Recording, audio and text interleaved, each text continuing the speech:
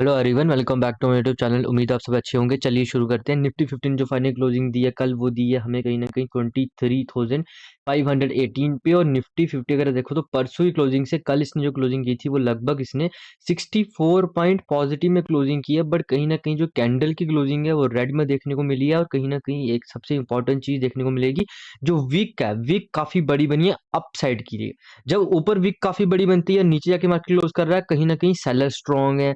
जब विक नीचे बन रही है और ऊपर जाके मार्केट क्लोज कर रहा है, तो इसका मतलब क्या होता है कि बायर स्ट्रांग है। देखो, कैंडल स्टिक की छोटी छोटी चीजें आपको समझनी पड़ेंगी, क्योंकि ये चीजें काफी इंपैक्ट डालती हैं मार्केट में। क्या क्या होता है ना, जब आप कैंडल को समझना शुरू कर दोगे तो आपको काफी चीजें ऐसे ही समझ आने लग जाएंगी, और उसके बिहाफ में कहीं ना कहीं आप अच्छे ट्रेड्स लेने की तरफ जा सकते हो।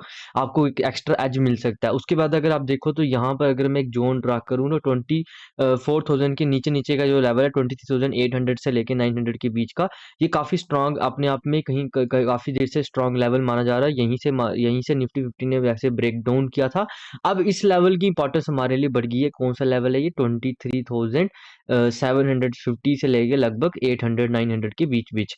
देखो, सबसे ज़्यादा इंपॉर्टेंस तो कहीं ना कहीं 24,000 की ही है। ये तो आपको कंसिडरेशन में लेना ही पड़ेगा कि 24,000 की साइकोलॉजिकल लेवल की सबसे ज़्यादा इंपॉर्टेंट है। बट कहीं ना कहीं ये जो जोन है, यहाँ पर मार्केट अगर आप देखो तो 3 से 4 बार ये वन डे टाइम फ्रेम के हिसाब से है, तो काफी बड़े ये स्विंग्स हैं। कहीं ना कहीं यहाँ से आपको देखने में छोटे लग रहे होंगे कि देखो कहाँ से मार्केट गिरा और यहाँ पर आके इसने वापस सपोर्ट ली। पहले भी यहाँ पर सपोर्ट ली थी, और इससे पहले जब ब्रेकआउट किया था यहाँ पर, तब भी यहाँ पर सपोर्ट ली थी। तो कहीं ना कहीं ये एज अ इम्पॉर्टेंट सपोर्ट या रेजिस्टेंस भी कह सकते हो, क्योंकि इस लेवल पर रेजिस्टेंस था। अब ये सपोर्ट कनेक्ट कर रहा था या ब्रेकडाउन किया, अब मार्केट वापस इसको कहीं ना कहीं अब रेजिस्टेंस की तरह देखेगा। तो ये चीज आपको समझनी पड़ेगी। देखो, सेम लेवल है, लेवल की इंपॉर्टेंस को समझो। ये जो लेवल है, कहीं न कहीं इस इम्पॉर्टेंट इसकी इस पूरे लेवल नहीं, इसको आप ज़ोन कंसीडर कर सकते हो। लेवल से अच्छा आप इसको ज़ोन बोलो। इस ज़ोन की इम्पॉर्टेंस को समझो। वो कैसे समझ आएगी? जब आपको देखोगे कंटिन्यूअसली यहाँ पर कैंडलस्टिक बिहेवियर को सस्टेन होता देखोगे। देखो, आपको सामने दिख रहा है मार्केट यहीं पर आके कहीं न कहीं इसी ज़ोन के पास आके वापिस सेलर्स डोमिनेट करते हैं और सेलर्स इसको कहीं न कहीं नीचे ले आते हैं। सेलर्स कहीं न कहीं एक स्ट्रॉन्ग हैंड में है। देखो, ट्रेंड क्या है? ट्रेंड क्या है? वन डे टाइम फ्रेम का ट्रेंड क्या है? वो बियरिश है। जब बियरिश ट्रेंड होगा तो सेलर कहीं ना कहीं कोशिश करेंगे। इसका ट्रेंड बुलिश कब होगा? जब ये कहीं ना कहीं 24,500 के ऊपर आके सस्टेन करेगा। जब यहाँ पर आके यहाँ पर कंसोलिडेशन करने के बाद सस्टेन करेगा, तब हमारे लिए इसका ट्रेंड चेंज हो जाएगा। तब हम कहीं ना कहीं इसको एज मतलब हम तब इसको कैसे देखेंगे कि इंट्राडे में अगर कोई बुलिश ट्रेड बन रहा है तो वहां पर हम बैठने की कोशिश करेंगे, वहां हम थोड़े बड़े पॉइंट्स लेने की कोशिश करेंगे। बट कहीं न कहीं अगर इंट्राडे में तब एक बीरिश ट्रेड बनेगा तो वो आपके लिए थोड़ा-सा गलत हो सकता है, तो वो चीज़ आपको कंसिडरेशन में लेनी पड़ेगी। ट्रेंड का कैसे चेंज होता है? जब मेजर स्विंग ब्रेक होते हैं, जब मेजर प्रीवियस स्विंग ब्रेक होते हैं, तब कहीं न कहीं ट्रेंड चेंज होते हैं। देखो, वन डे टाइम फ्रेम के हिसाब से अलग सिस्टम चलता है, इंट्राडे के हिसाब से अलग चलता है। इंट्राडे में मैं कंसीडर करता हूँ 2 मेजर प्रीवियस स्विंग को इंट्राडे में कंसीडर करता हूँ। बट डे टाइम फ्रेम में क्या होता है ना, डे टाइम फ्रेम में आप इसको भी ले सकते हो, एक स्विंग को भी ले सकते हो, क्योंकि डे टाइम फ्रेम बड़ा है। और हमारी मार्केट लगभग 6 घंटे की मार्केट है, तो कहीं न कहीं डे टाइम फ्रेम में एक स्विंग भी हो तो चलेगा। बट छोटी-मोटी ब बाइंग कहाँ से आ सकती है? एक अच्छी हमें बाइंग कहाँ से देखने को मिल सकती है? वो हमें कहीं न कहीं देखने को मिल सकती है इस लेवल से। इस लेवल से क्यों देखने को मिल सकती है? क्योंकि इसी लेवल के पास कहीं न कहीं एक स्ट्रॉन्ग यहाँ पर पहले सपोर्ट ज़ोन है, कंटिन्यूअसली मार्केट यहाँ पर सपोर्ट ले रहा था, यहाँ रेजिस्टेंस लिया था। अब यहीं पर रेजिस्टेंस लेगा, क्योंकि ये पहले सपोर्ट था, अब रेजिस्टेंस एक्ट करेगा। जैसे ही यहाँ से मूवमेंट आएगी तो काफ़ी आपको सेलर्स देखने को मिलेंगे, जिन्होंने टॉप से सेलिंग करके रखी है, जिन्होंने अपनी पोजीशन को होल्ड करके रखा है, वो कहीं न कहीं आपको बाइंग करते हुए दिखेंगे। वो अपनी पोजीशन से एग्ज़िट करेंगे, तो मतलब कहीं न कहीं वो बाइंग करेंगे। और न्यू बायर बैठे हुए हैं, क्योंकि काफ़ी देर से जो जिनका देखो, 2 तरीके के लोग होते हैं। कइयों के क्या होता है ना, माइंडसेट में क्या होता है ना, उनको बाइंग सूटेबल रहती है, कइयों को सेलिंग सूटेबल रहती है। वो सूटेबल इन द सेंस कि वो बाइंग में ज़्यादा पैसा बनाते हैं, बाइंग के ट्रेड को मिस नहीं करते हैं, कइयों का माइंडसेट ऐसा रहता है। तो काफ़ी लोग जो बैठे हुए हैं, जिन्हों बायर्स जिनकी मेंटालिटी बायर्स मेंटालिटी है, वो कहीं न कहीं अपने ट्रेड यहाँ पर प्लान करेंगे, और जैसे ही मार्केट सस्टेन करने का ब्रेकआउट देगा, तो वो छोटे-मोटे यहाँ पर क्वांटिटी ऐड ऑन करेंगे। उसके बाद जो इंट्राडे में ट्रेड ले रहे हैं, स्विंग ट्रेडर होंगे, हर टाइप के ट्रेडर्स आके ट्रेड लेंगे। ये वो लेवल रहने वाला है, क्योंकि इस लेवल को आप देखो तो इंट्राडे में भी यहाँ पर इसकी इंपॉर्टेंस है। स्विंग ट्रेडर्स अगर आप देखो तो वो भी इसकी इंपॉर्टेंस कंसिडर करें, क्योंकि इसी लेवल के पास मार्केट ने पहले सपोर्ट लिया था। पोजिशनल ट्रेडर भी इसकी लेवल को इंपॉर्टेंस दे रहे, क्योंकि पहले भी आपने सुना होगा, काफी ज्यादा न्यूज चैनल में बोल रहे थे कि 24,000 के मार्क को अगर निफ्टी 50 क्रॉस करता है, तो इसके लिए वापिस थोड़ा सा बाइंग जोन में आना, थोड़ा सा कहीं ना कहीं आपको एक एक स्ट्रगल देखने को मिलेगी और वही चीज़ हमें देखने को मिली है जब मार्केट कल यहाँ पर कहीं न कहीं थोड़ी-सी हमें लास्ट के आवर में थोड़ी-सी नहीं कह सकते बड़ी गिरावट देखने को मिली है क्योंकि जो सुबह का जो लो लगाया था कि मार्केट ने आस्ता-आस्ता सेल बायर्स ने ऊपर लेके गया बट कहीं न कहीं सेलर्स ने जकदम नीचे ले आए और कहीं न कहीं लोगों के नीचे आके यहाँ पर क्लोज़ किया, वो सब मैं आपको 5 मिनट टाइम फ्रेम में दिखाऊँगा।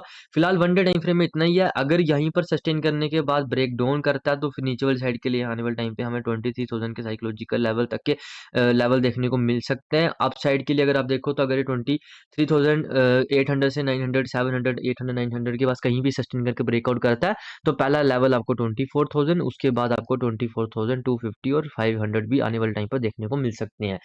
देखो 5 मिनट टाइम फ्रेम में चलेंगे, 5 मिनट टाइम फ्रेम में मार्केट के हिसाब के मिस टाइप का प्रोजेक्शन बनाया था कल, पहले वो चीज़ देखेंगे। देखो जैसे मैंने 1 डे टाइम फ्रेम को ज़ोन लगाया, आपको देखने को मिलेगा इसी ज़ोन के पास आके मार्केट सस्टेन करता है और यहीं से गिरावट होना शुरू होती है। देखो अब होता क्या है? इंट्राडे के हिसाब से समझना, अब हम इंट्राडे में आ चुके हैं। इंट्राडे में 23,600 का जो लेवल था as a strong resistance level था। क्यों था स्ट्रॉन्ग रेजिस्टेंस लेवल? क्योंकि मेजर प्रीवियस स्विंग एक ये आ गया, दूसरा ये वाला था। बट हमने इसको कंसिडरेशन में लिया क्योंकि मार्केट में सेलिंग परसों यहाँ से होना शुरू हुई।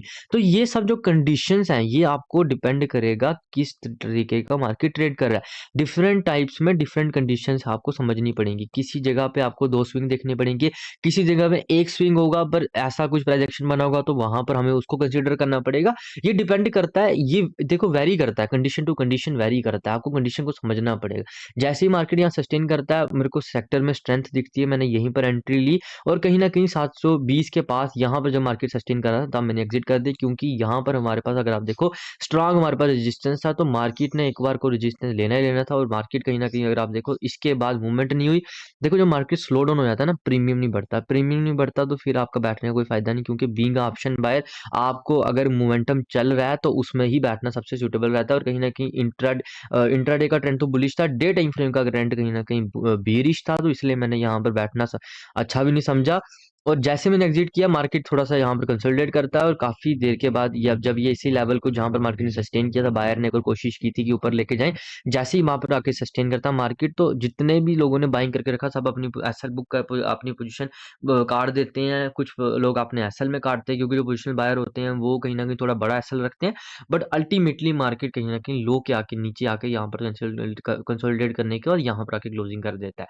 तो कल के लिए अब क्या रहेगा, कल के लिए हमारे पास इंपॉर्टेंट लेवल रहने वाला नीचे के लिए ये जो ज़ोन है ना, इस ज़ोन में मार्केट कहीं भी अगर सस्टेन करने का ब्रेक डाउन करेगा तो मैं एंट्री ले लूँगा क्योंकि काफ़ी दिन से अगर आप देखो तो मार्केट एक रेंज बनाया जा रहा है। काफ़ी देर से अगर आप देखो तो मार्केट ने एक बड़ी रेंज बना ली है 2-3 4 दिन से, जो कि अच्छी अच्छी रेंज कंसीडर की जाएगी और कहीं न कहीं अगर मार्केट कहीं भी यहाँ पर कहीं भी अगर एक रेंज बना के ब्रेक डाउन करेगा तो मैं बेयरिश ट्रेड ले लूँगा। अपसाइड के लिए मैं कब प्लान करूँगा जब 23,800 के पास-पास आके इस ज़ोन के पास आके सस्टेन करेगा तभी ही मैं ट्रेड लूँगा। इस बीच में अवॉइड करूँगा क्योंकि यहाँ पर ट्रैप होने की चांसेस काफ़ी ज़्यादा है।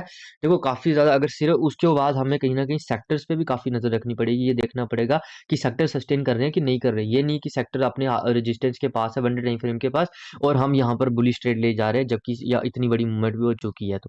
देखो कल अवॉइड भी करो तो चलेगा, सबसे बेस्ट तो रहेगा अवॉइड करो बट कहीं न कहीं अगर बड़ा गैप अप खुल गया, जब बड़ा गैप डाउन खुल गया यहाँ कहीं भी खुला, अगर इस पूरे जोन में कहीं भी खुला रेंज बनाएगा तो मैं एक एंट्री नीचे वाली साइड की लूंगा और अप साइड का मैं कहीं ना कहीं होल्ड पे रखूंगा, मतलब कि सेकंड हाफ में ले सकता हूँ बट फर्स्ट हाफ में मैं प्रेफर करूंगा कि नहीं लूँ।